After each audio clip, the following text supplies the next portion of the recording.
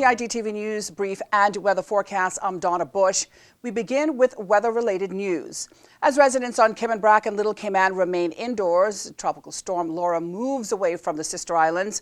From Sunday afternoon, the Cayman Islands government issued a tropical storm warning for both islands as the path of Laura changed, going further south than originally anticipated. As of 4 p.m., is issuing a severe weather bulletin calling for continued moderate to locally heavy showers through the evening over the Cayman Islands. The thunderstorm warning over the sister islands will be discontinued as the tropical storm Laura continues its path northwest of the Cayman area. As I mentioned earlier today to you as well, Donna, the sister islands of Cayman Brac and Little Cayman, I would have to say, fared extremely well from tropical storm Laura, passing by late last night or earlier today. Here in the Brac, we've been experiencing throughout the day some on and off rain squalls, bringing with it some gusty winds at times. In fact, we've had reports that has been confirmed that we actually experienced tropical storm force winds a couple times during those squalls throughout today. But all in all, we have fared extremely well throughout the islands. Not much reports as far as any major flooding. We do have a few of our drain wells that have been backed up, but Public Works, the department, will be dealing with those before the end of the day. Throughout the island, there's a couple of trees down, some tree limbs, some other debris in the roads, but again, no major damage whatsoever in the sister islands of Cayman Brac and Little Cayman. So we're most thankful for that. And just to also repeat, as I stated earlier today, just want to once again take the opportunity to thank all of our sister islands emergency committee personnel and also the residents of the sister islands of Cayman Brac and Little Cayman for their wonderful job as well, partnering and with everyone being well prepared. Residents on both islands move into full preparation mode when there are any reports of a storm headed their way. Earlier today, some residents on Cayman Brac reported very low visibility, high winds and rough seas. And here on Grand Cayman overnight, there was heavy rainfall with lightning and thunder. And on Monday, residents experienced bleak and windy weather conditions outside. Now, many vessels were overturned on the shoreline across Grand Cayman. Weather Services Director John Tibbetts tells us conditions for all three Cayman Islands should clear up by sometime tomorrow. Well, just a reminder that we are midway through the hurricane season, which ends on November 30th, and the peak period is upon us. For more information on how you can be prepared as possible, we invite you to go online to caymanprepared.gov.ky. And speaking of our sister islands, last week on Cayman Brac, the Ministry and Department of Education welcomed dozens of new and current teachers for the new school year. Various officials attended the educators' welcome event here on Grand Cayman, as well as on Cayman Brac.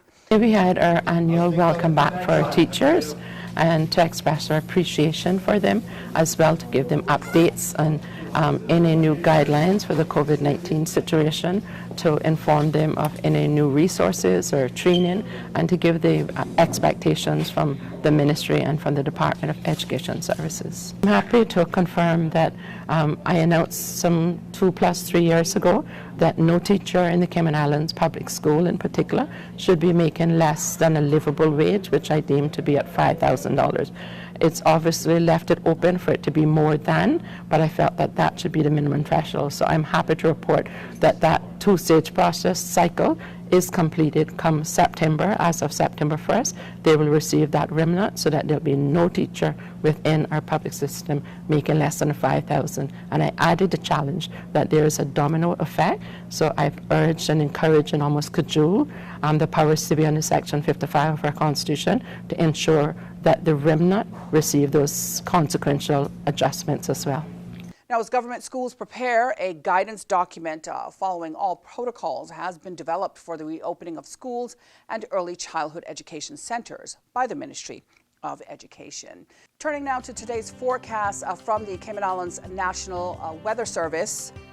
Winds on Cayman Brac and Little Cayman are southerly 15 to 20 knots with higher gusts expected from this afternoon and becoming southeasterly by this evening. Over here in Grand Cayman, we can expect winds from the southwest to be 15 to 20 knots with higher gusts in and around heavy showers, southerly by this evening and southeasterly 10 to 15 knots tonight. For boaters over in the Sister Islands, seas are rough with wave heights peaking near 7 feet. Seas will subside, becoming rough with wave heights of 4 to 6 feet on our Sister Islands. Over here on Grand Cayman, meantime, seas are moderate with wave heights of 4 to 6 feet. Now, the tropical outlook for the North Atlantic, Caribbean Sea, and the Gulf of Mexico, the National Hurricane Center is issuing advisories on Tropical Storm Laura, located over the northeast of Cuba, and on Tropical Storm Marco, which is located over the northern central Gulf of Mexico. No tropical cyclone formation is expected during the next 5 days. For more on local weather, you can go online to weather.gov.ky for the latest forecast, and you can download the National Weather Services app, that's CINWS, for the latest forecast there. Of course, that ends tonight's news brief here on CIG Television. I'm Donna Bush, wishing you, of course, a safe and wonderful night and inviting you back here again tomorrow.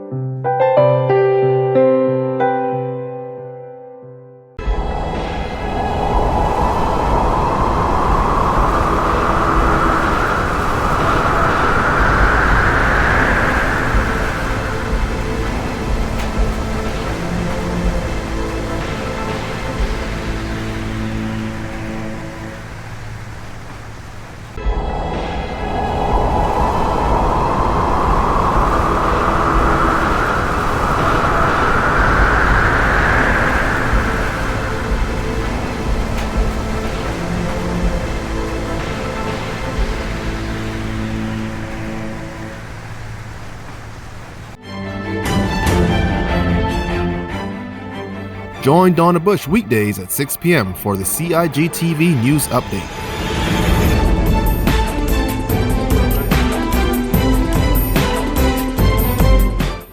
Get the latest on what's happening in government on a daily basis. News Update first at 6 p.m.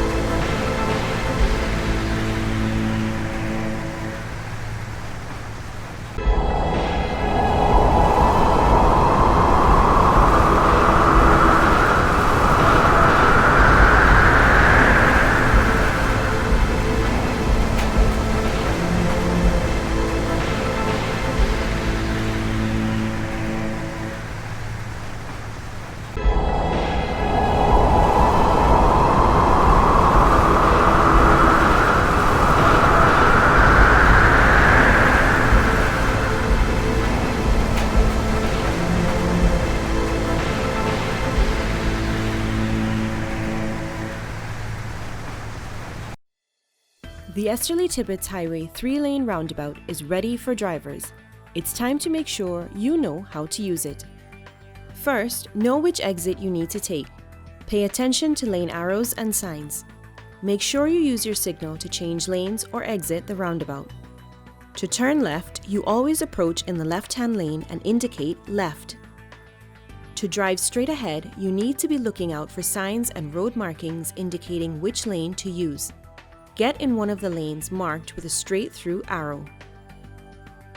If turning right, you must use the right-hand lane and indicate accordingly. To use the roundabout safely, remember these 3 tips. Know your exit, pick your lane, and signal to make your turn.